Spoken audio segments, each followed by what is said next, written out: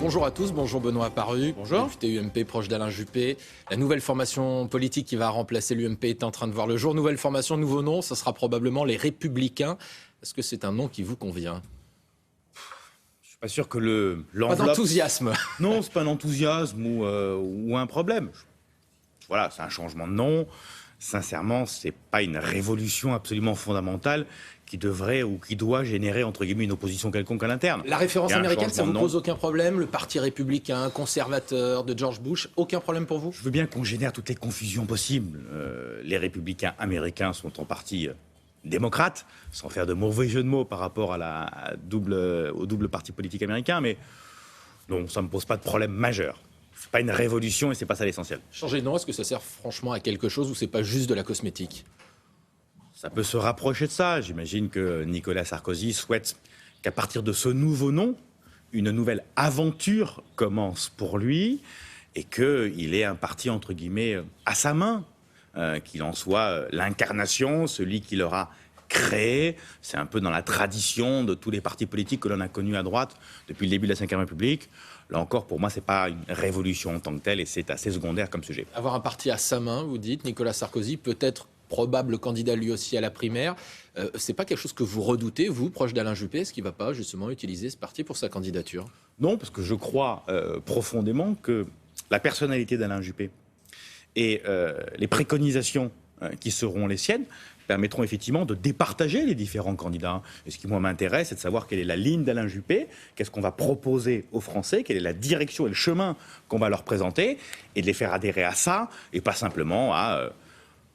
Voilà, c'est pas parce qu'il est patron de parti, pas parce qu'il serait patron de parti que mécaniquement, il serait champion du monde. Changer de nom, est-ce que ça veut dire que dans le fond, on ne change rien d'autre? Dans la réalité des évolutions statutaires qui sont préconisées, on change effectivement le nom, et ça ira pas beaucoup plus loin que ça. Quand on voit justement de la façon dont ça se passe, on voit que Nicolas Sarkozy, s'il est candidat à la primaire, devra quitter la tête de ce parti autour du 15 septembre, à peu près à la mi-septembre. Est-ce que c'est pas trop tard? Est-ce que vous craignez pas justement qu'il utilise sa fonction jusqu'au dernier moment peut-être, ce qui peut être légitime aussi, en tant que président du parti, pour favoriser sa candidature? D'être juste, il a été élu président de l'UMP. Il sera demain président des Républicains.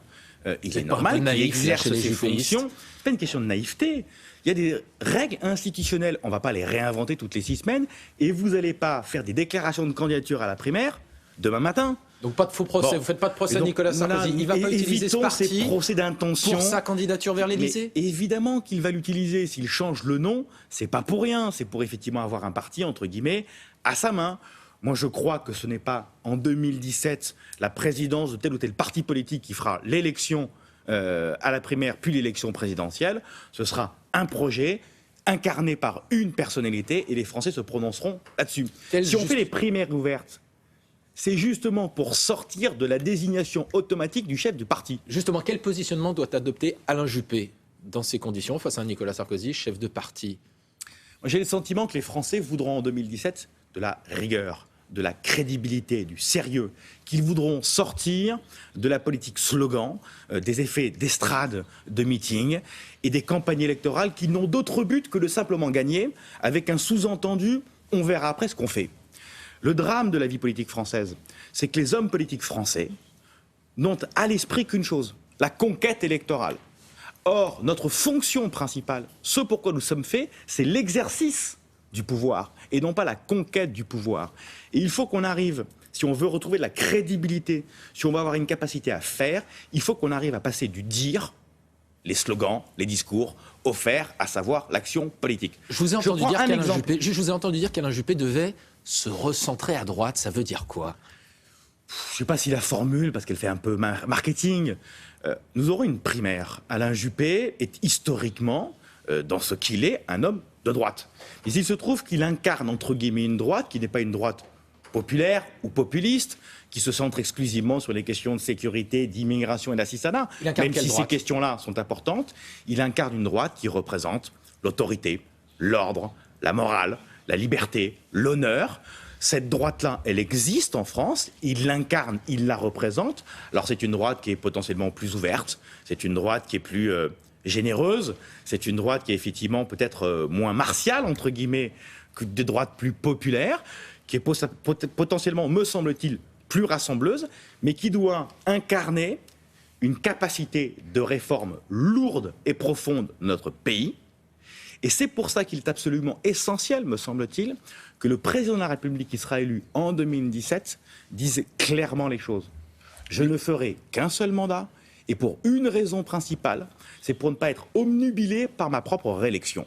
On voit bien que le défaut majeur des quinquennats que nous venons de vivre et de celui que nous vivons, c'est que les présidents de la République, une fois à l'Élysée, ne gouvernaient que pour une chose, être réélus.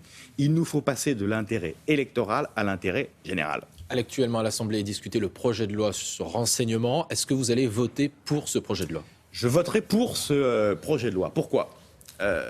Nous avons, en début d'année 2015, vécu les drames que chacun a en mémoire. Je ne sais pas si une qualité du renseignement beaucoup plus forte aurait permis d'éviter ces attentats.